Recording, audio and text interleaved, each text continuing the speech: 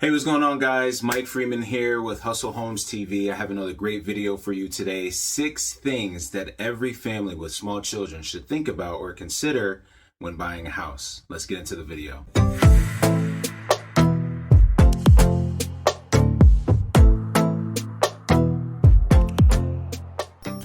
All right, guys, so 6 things every family with small children should consider when looking for a home. So this video is great for first-time home buyers or newbie parents, parents that are expecting. These tips are great for families with small children when looking for a house. Personally, I'm married with 2 kids. Our oldest is 4 years old. Our youngest is 5 months old. We just purchased a house here in Connecticut about 3 or 4 months ago, especially with my experience with working with buyers that have small children looking for homes as well. So I hope these tips are really helpful for you. So here are my 6 things that I think you should really pay attention to and consider when you're looking at houses. You got small kids, all right? So number 1, storage. Storage is extremely important when you have small children, because let's face it, us Americans, we buy a lot of stuff, sometimes stuff we don't need. We need space to store these things. It's so important that you look for a property that has adequate amount of storage, because if you think of all the clothes that they're going to outgrow, their toys, their strollers, their car seats, all the different gadgets you buy to keep your kids entertained, having adequate storage space is great for keeping your house clean and keeping everything organized. So number 2, bathrooms. One thing that I will say is that you should absolutely avoid sharing bathrooms with your kids. All right, look for homes that have 2 bathrooms, maybe one in the master and a guest bathroom that the kids can use.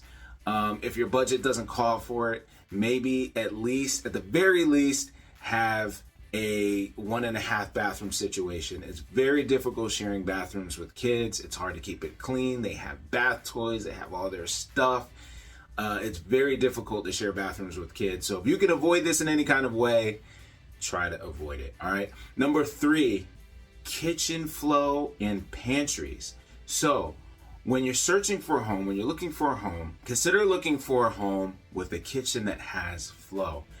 And the best way to describe flow is you want to have open spaces for traffic. You want to be able to move around in your kitchen, because when you're preparing meals, when you're preparing bottles, when you're moving high chairs around, you need space to be able to do that. And it could get a bit chaotic if it's not open.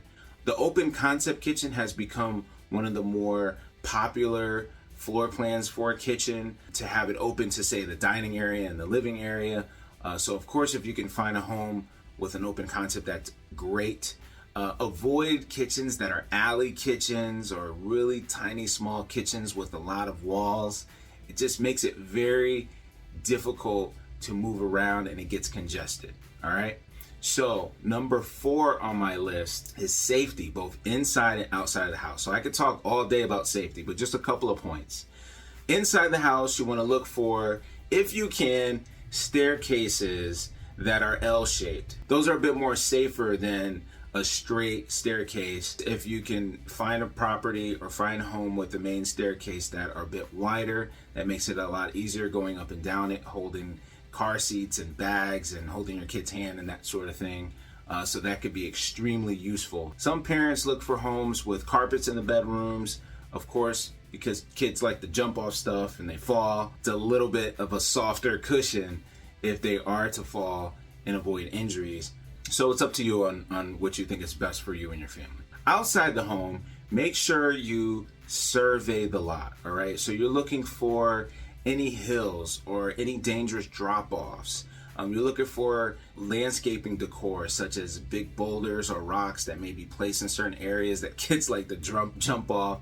You want to make sure you're surveying for that. You're looking for any bodies of water, such as like ponds and that sort of stuff. You're looking to make sure that fencing that may be on the property is secure. You just want to make sure that you're looking for anything hazardous on the lot that could be dangerous for your kid. So number 5 on my list, school systems. What I've done is I've compiled a list of the top 20 school districts in the state right here. They're purposely not ranked because I don't want to cause any controversy. Okay, but here are what is considered the top 20 list. Do your research, weigh out the pros and cons, figure out what works best for you. All right, and last but not least on my list, proximity to shopping is huge.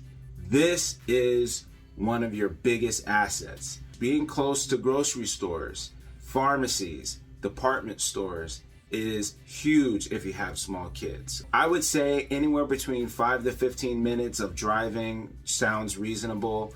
If it's under 5 minutes, that's awesome. That makes things a lot easier. You just have to think about when your kids get sick, or when you run out of diapers, or you need to run and get something quick for dinner. It's so much easier to do that when you're in close proximity to these different stores from where you live. All right, so those are my 6 points. I hope those are helpful. Like the video, hit the subscribe button. I'm going to be creating more videos like this to help give you advice that you need for all of your real estate stuff that you got going on. It's Mike Freeman, Hustle Homes TV. Thank you for watching the video. Take care.